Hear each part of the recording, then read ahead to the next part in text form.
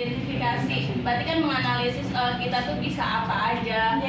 Berarti tidak termasuk untuk ke tingkat corporate yang kita tuh misalkan kita mau buka bisnis nih, kita harusnya kan lihat dulu nih lingkungannya apa, terus yang lagi ramai itu apa, kita harus kayak strategi kita tuh harus gimana, padahal itu termasuk ke adanya di tingkat corporate ya gak sih?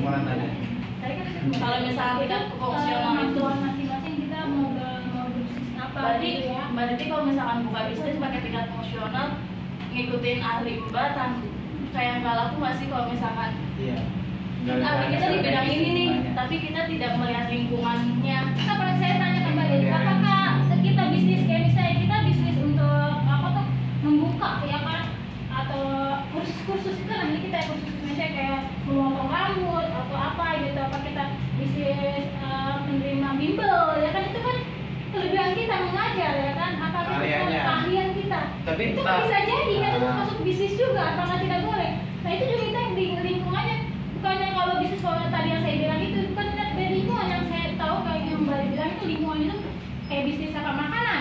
Di sini cocok nggak makanan kayak Korea? Ya kan tidak cocok kok. Pasaran orang-orang sini nggak kenal dengan Korea misalnya, kita nggak ke bawah. Orang juga bisa belajar deh.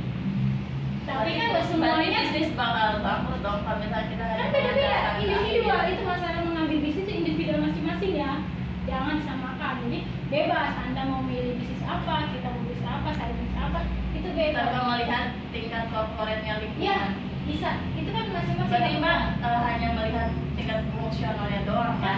Anda tadi memilih apa? Apa yang saya pilih?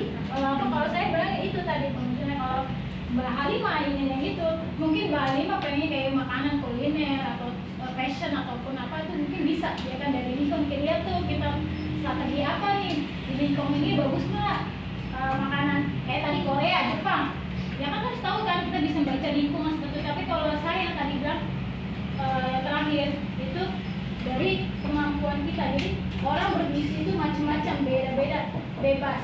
Yang penting kita punya keahlian, modal, yang paling utama modal ya kan, keahlian, terus paling utama modal. Berarti kalau misalnya orang yang nggak punya modal nggak bisa buka bisnis dong. Gimana tuh solusinya? Kalau misalkan nih orang tuh dia punya keahlian tapi dia nggak punya modal untuk buka bisnis, itu gimana?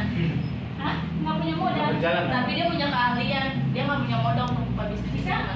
Anda misalnya Anda ya nggak punya modal, misalnya jutaan puluhan atau jutaan rupiah, Anda cukup bisa, keahlian Anda bisa apa tuh menarik apa tradisional gitu, tradisional. Nanti kan Anda itu silakan kita bisa kembangkan ya kan. Modal kan kita keahlian kita. Kalau misalnya nggak punya modal, tadi katanya keutamaannya adalah modal.